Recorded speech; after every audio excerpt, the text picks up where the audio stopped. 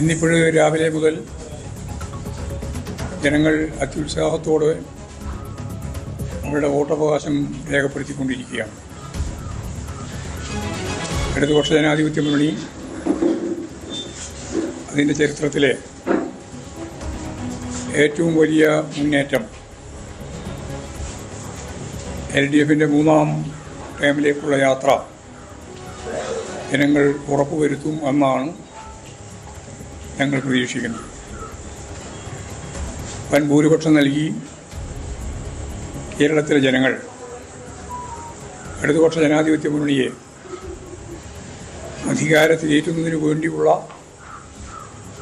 അത്യുത്സാഹമാണ് കേരളത്തിലുടനീളം ഞങ്ങൾ കാണുന്നത്.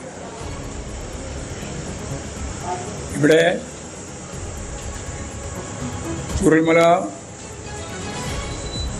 ദുരന്തവുമായിട്ട് ബന്ധപ്പെട്ട്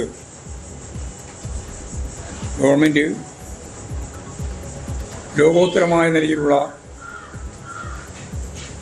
പുനരധിവാസ പാക്കേജ് ടൗൺഷിപ്പ് വഴി നടപ്പിലാക്കുമ്പോൾ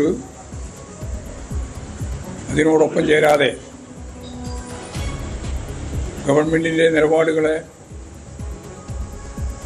അതിശക്തിയായിട്ട് എതിർക്കുന്നു എന്ന് പ്രഖ്യാപിച്ചുകൊണ്ട്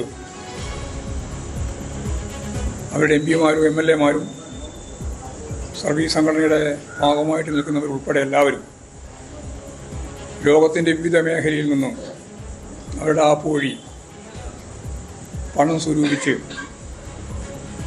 ആ പണത്തിൻ്റെ അവസാനത്തെ കണക്ക് വന്നപ്പോൾ അത് കോൺഗ്രസ്സുകാർ പോലും വിശ്വസിക്കാത്ത രീതിയിലുള്ളൊരു കണക്കാണ് അവർ പുറത്തുവിട്ടത്. ഇപ്പോഴും തന്നെ ഞങ്ങൾക്ക് കടമാണ് 73 ലക്ഷം ഉറുപ്പിക ഞങ്ങൾക്ക് പുതിയ ബാധ്യതയായിട്ട് വന്നിരിക്കുകയാണ്. അതിൽ 97 ലക്ഷം ഉറുപ്പിക KPCCയുടെ ഫണ്ട് കൂടി ചേർത്തിട്ടാണ് ഈ കടം. ഇനി വീടുണ്ടാക്കാൻ നയാ പൈസ ഇല്ല എന്ന് പറയുന്ന KPCC പ്രസിഡന്റിനെയാണ് കേരളം കണ്ടത്. കോടിക്കണക്കിന് ഉറുപ്പിക പിരിച്ച് ആളുകൾ പറയുന്നത് 100 കോടിയിലധികം പിരിച്ചു എന്നാണ്. കാരണം ലീഗുകാർ 40 കോടി പിരിച്ച കണക്ക് വീടും അവർ തയ്യാറാക്കി പറയുകയുണ്ടായി. ഗവൺമെൻറ് 410 വീട് നിർമ്മിക്കുന്നതിൻ്റെ ഭാഗമായി 178 വീട് ഒന്നാമത്തെ സോണിൽ നൽകുകയും ചെയ്തു. ബാക്കിയുള്ളത് വളരെ വേഗം പൂർത്തിയാക്കാൻ പോവുകയാണ്. ലോകോത്തരമായ രീതിയിലുള്ള ടൗൺഷിപ്പ് കൽപ്പറ്റ പട്ടണത്തിൻ്റെ തൊട്ട് അടുത്ത് നിർമ്മിച്ച് വരികയാണ്. ആ സന്ദർഭത്തിലാണ് ഞങ്ങൾ സ്വന്തം നിലയിൽ വീട് നിർമ്മിച്ച് നൽകും. 100 KPCC പ്രസിഡന്റും രാഹുൽ ഗാന്ധി 100ഉം യൂത്ത് കോൺഗ്രസ് 30, അങ്ങനെ 230 വീട്. ഒരു ഘട്ടത്തിൽ പറഞ്ഞത് പണി തുടങ്ങിയിരിക്കുന്നു എന്നാണ്. പോയി നോക്കാൻ അവിടെ പോയി നോക്കി, ഒരു പണിയും തുടങ്ങിയിട്ടില്ല. മാത്രമല്ല 3.25 ഏക്കർ സ്ഥലമാണ് ആകെ വാങ്ങിയിട്ടുള്ളത്. അവിടെ ഈ 230ൻ്റെ സ്ഥാനത്ത് 25 വീട് പോലും നിർമ്മിക്കാൻ സാധിക്കില്ല എന്നുള്ളതും, പഞ്ചായത്തിന് ഹർജി നൽകിയിട്ടില്ല എന്നുള്ളതും, ടൗൺ പ്ലാനിങ്ങിൻ്റെ അംഗീകാരം വാങ്ങിയിട്ടില്ല എന്നുള്ളതും പൊതുജനങ്ങൾ മുഴുവൻ മനസ്സിലാക്കിയിട്ടുണ്ട്. അപ്പോൾ ഒരു ഭാഗത്ത് ഇതാണ് വലിയ രീതിയിൽ പണം പിരിക്കുക, അത് തട്ടിപ്പാക്കുക എന്നതാണ് കോൺഗ്രസിൻ്റെ നിലപാട്. മറുഭാഗത്ത് BJP കള്ളപ്പണം ഉപയോഗിച്ച് വലിയ രീതിയിൽ വോട്ട് വാങ്ങാൻ, കേരളത്തെ അപമാനിക്കാൻ തീരുമാനിച്ച ചിത്രമാണ് നമ്മൾ കാണുന്നത്. പണം മാത്രമല്ല, സാരി, കിറ്റ് എല്ലാം തയ്യാറാക്കി കേരളത്തിൻ്റെ വിവിധ മേഖലയിൽ അവർ നൽകിക്കൊണ്ടിരിക്കുന്നു. സ്ഥാനാർത്ഥിയോടൊപ്പം തന്നെ പോയി പണം കൊടുക്കുന്നൊരവസ്ഥ കേരളത്തിൽ കേട്ടുകേൾവിയില്ലാതെ, അതും പകൽ വെളിച്ചത്തിൽ. ഇതെല്ലാം കേരളം കണ്ട ഒരു ചിത്രമാണ്.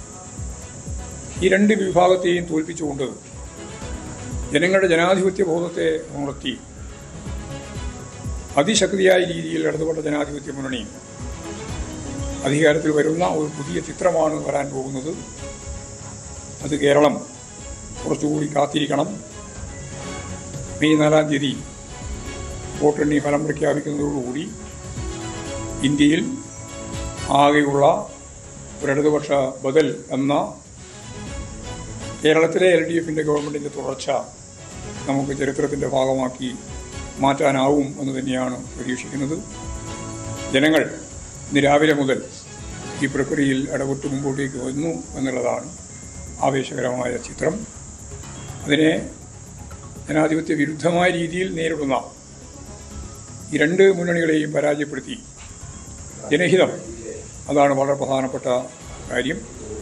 അതിന് ഇടതുപക്ഷ ജനാധിപത്യ മുന്നണി വളരെ ഫലപ്രദമായ രീതിയിൽ മുന്നേറിക്കൊണ്ടിരിക്കുകയാണ്. ആ മുന്നേറ്റത്തിന് എല്ലാവരുടെയും പിന്തുണയുണ്ട്. സമാധാനപരമായി ജനങ്ങൾ വോട്ട് ചെയ്യുന്ന ഗോവിന്ദനാണ് മാധ്യമങ്ങളെ കണ്ടത്. വലിയ അവകാശവാദവും വലിയ ആത്മവിശ്വാസമാണ് CPM മുന്നോട്ട് വെക്കുന്നത്. ഇത്തവണ ഭരണ തുടർച്ചയ്ക്ക് വേണ്ടിയുള്ള വോട്ടെടുപ്പാണ് നടക്കുന്നത്. കേരളം ചരിത്രം എഴുതുന്നു. ഇതാണ് അദ്ദേഹത്തിന്റെ വാക്കുകൾ. അരുൺ, CPM വലിയ ആത്മവിശ്വാസം പങ്കുവെക്കുന്നുണ്ട്. സമാനമായ ആത്മവിശ്വാസമാണ് UDFും. 100-ലധികം സീറ്റാണ് VD. കൂടുതൽ വാർത്തകൾക്ക് News 18 Keralam YouTube channel subscribe ചെയ്യുക.